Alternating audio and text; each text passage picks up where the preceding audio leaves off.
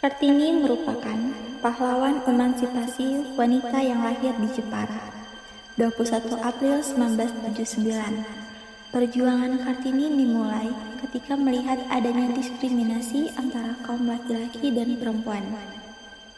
Saat itu, perempuan sama sekali tidak diperbolehkan merasakan pendidikan. Pada saat 1891, hari itu Kartini tidak bisa berhenti bersedih.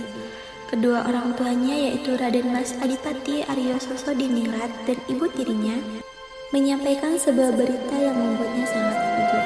Sudah waktunya baginya untuk dipingit, seperti gadis pribumi lainnya yang berhenti sekolah dan bersembunyi di balik tembok ini.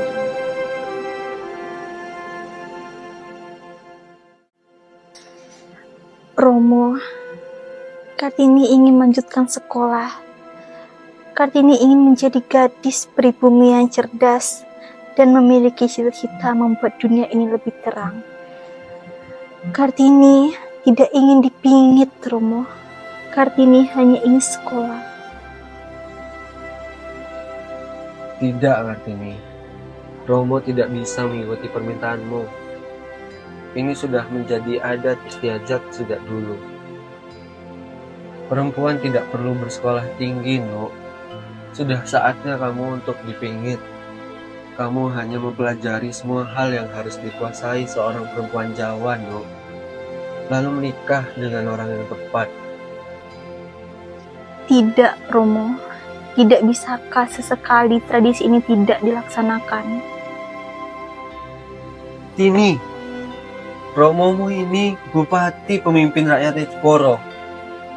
Gak mungkin Romo menghancurkan tradisi kita sendiri. Tini, kau sudah besar. Jangan bersikap seperti anak kecil. Wanita sepertimu tidak pantas berbicara tentang sekolah. Maaf, Ibu. Tapi Kartini hanya ingin belajar, bukan untuk melawan, tapi untuk memperbaiki hidup perempuan seperti kita. Omong kosong. Apa gunanya perempuan pintar? Pada hakikatnya, kamu akan dinikahkan untuk melayani suamimu sendiri. Tapi Bu, bukankah perempuan juga manusia?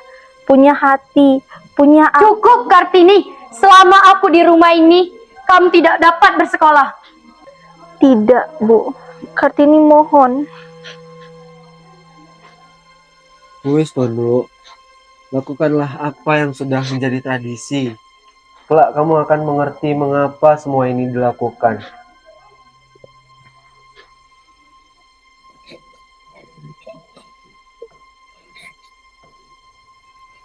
Saat itu, Kartini menangis dalam diam, tapi dalam tangisannya, ia menyimpan tekad yang tidak bisa dipadamkan.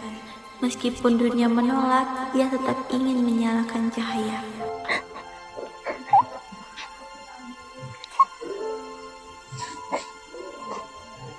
Dok, jangan sampai kata-kata kasar membunuh semangatmu. Apakah Kartini salah, Bu? Tidak, Dok. Kamu tidak salah. Kamu berbeda, Dok. Dan perbedaanmu itulah yang kelak akan membentuk perubahan bagi kita, perempuan Jawa.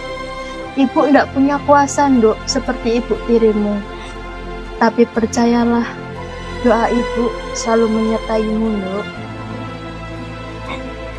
Tidak, Bu. Kartini mohon. Sudahlah, Tini. Kelak kau akan mengerti mengapa tradisi ini kita lakukan sebagai perempuan Jawa. Kartini dan saudara-saudaranya pun berbincang tentang pernikahan yang akan dilakukan Kartini dan Raden Adipati Djoyo-Diningrat.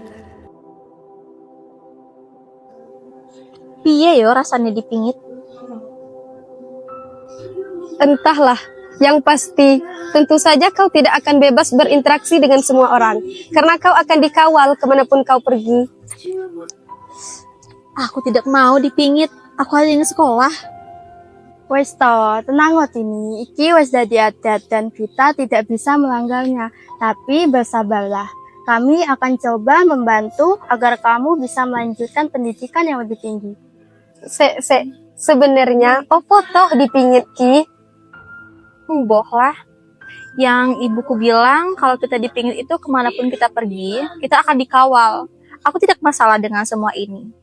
Tapi, aku hanya ingin bersekolah. Aku karo Rukmini juga masih bersekolah. Kapan kami dipingit juga yo? Saat umur kita 12 tahun kalau tidak salah, iya kan Timi?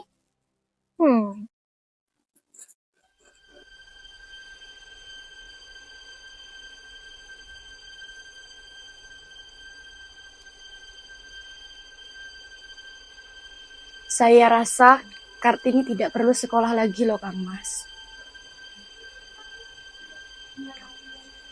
Dek, apa yang kamu katakan itu benar. Tapi aku juga perlu mendengarkan pendapat dari Ngasirah dan Kartini. Semua pendapat harus aku pertimbangkan. Yo wes Mas, ayo kita istirahat. Ya wes.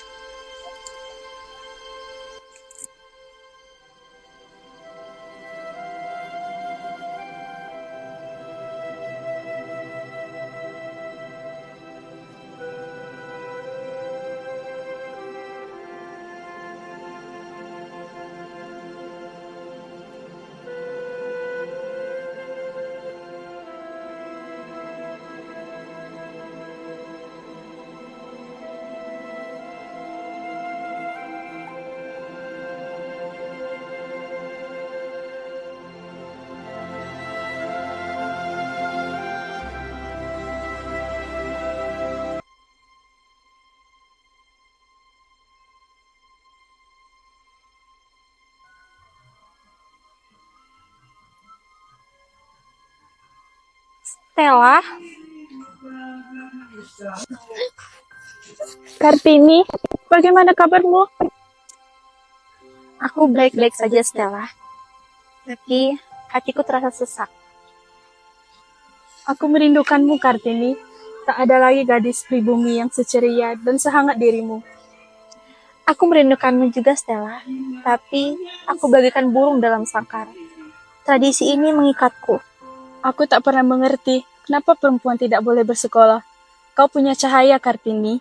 Dunia membutuhkannya. Katanya, aku hanya perlu menikah. Itu takdir perempuan. Seperti itu yang dikatakan ibuku. Kau harus kuat, Kartini. Aku akan selalu mendukungmu. Ini untukmu. Beberapa di antaranya berbahasa Belanda. Kau bisa mempelajarinya, Kartini. Terima kasih Stella. Kau selalu membawa harapan untukku. Dan aku akan selalu datang selama kau membutuhkan, Kartini. Setelah Kartini mengingat tentang sahabatnya yang dari Belanda, dia pun ingin mempertanyakan pendapat ibu kandungnya perihal pernikahan yang akan dilakukannya dengan Raden Adipati Joyodiningrat.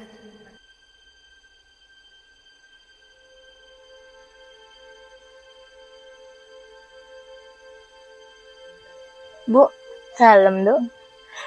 Bagaimana pendapat ibu tentang beasiswa kedokteran itu? Pendapat ibu nje. Kalau pendapat ibu itu sungguh sangat mendukung. Lagi pula itu menggunakan beasiswa bukan? Itu artinya Romomu tidak terlalu terbebani dengan pendidikanmu. Tapi mengapa kamu tidak menikah saja? Pripun maksudnya ibu? Maksud ibu, nang Jepara iku tidak ada wong wadon yang umurnya 24 tahun belum menikah. Lagi pula Nduk, sudah ada yang melamarmu. Sinten yang melamar saya, Bu? Yang melamar kamu itu Adipati Joyodiningrat. Dia Bupati Songko Rembang. Dia memang sudah menikah, Nduk. Tapi ibu yakin dia adalah laki-laki yang terbaik untuk kamu. Kalau begitu, saya ingin menemui beliau terlebih dahulu, Bu, untuk membahas tentang lamarannya. Pergilah. Tapi ibu tidak bisa menyertaimu. Karena semuanya di bawah kendali Romo dan Ibu tirimu. Pergilah terlebih dahulu untuk menemui Romomu ya, Nduk. Nggih.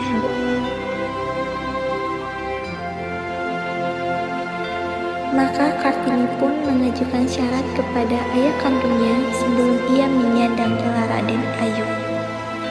Pripun, Nduk? Apa awakmu wis siap nyandang gelar Raden Ayu? Kulo siap untuk menerima lamaran dari Kanjeng Adipati Joyo Diningrat dari Rembang. Tapi saya meminta syarat. Apa meneh? Engkang kaping setunggal, saya tidak mau membasuhi kaki Adipati Joyo Diningrat di pelaminan nanti. Engkang kaping kalih, saya tidak mau dibebani oleh sopan santun yang rumit, dan saya ingin diperlakukan seperti orang biasa. Engkang kaping... Cukup nih, ibu tidak akan membiarkan syaratmu terpenuhi. Wes. Ayo, Nduk. Terus no. Apa wae syaratnya? Engkang kaping 3, saya ingin setelah menikah nanti Adipati Joyo Diningrat bersedia membangun sekolah untuk perempuan pribumi.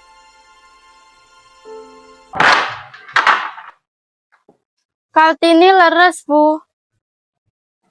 Lastri,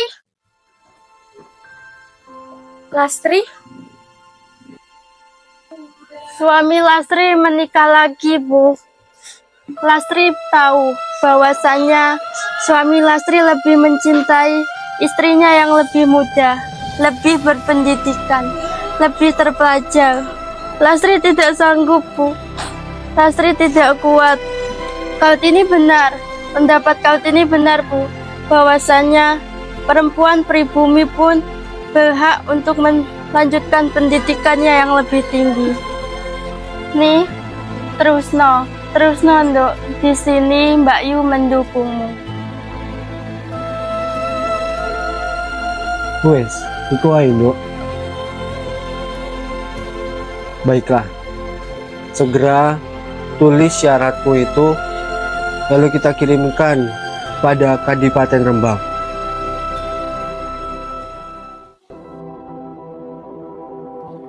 Adipati Joyo Diningrat telah berada di kediaman Kartini dengan membawa surat yang telah ia baca dari Kartini. Surat yang berisinya adalah 3 syarat pernikahan yang Kartini tulis sendiri. Apa benar Ki Ajeng yang menulis syarat pernikahan itu? Nggih, Kang Mas. Apabila Kang Mas keberatan dengan syarat itu, saya mohon supaya Kang Mas tidak memperpanjang masalah ini menjadi permusuhan antar keluarga. Saya geli dengan kekhawatiran Ki Ajeng. Tapi ini wajar, karena Ki Ajeng belum mengenal siapa saya. Maka dari itu, kedatangan saya ke sini untuk meluruskan apa yang tidak bisa dijelaskan dengan surat. Saya sangat ingin anak-anak diasuh oleh ibu berhati kuat dan pintar seperti Ki Ajeng. Saya akan ikut mengawal cita-citamu. Bagaimana Ki Ajeng?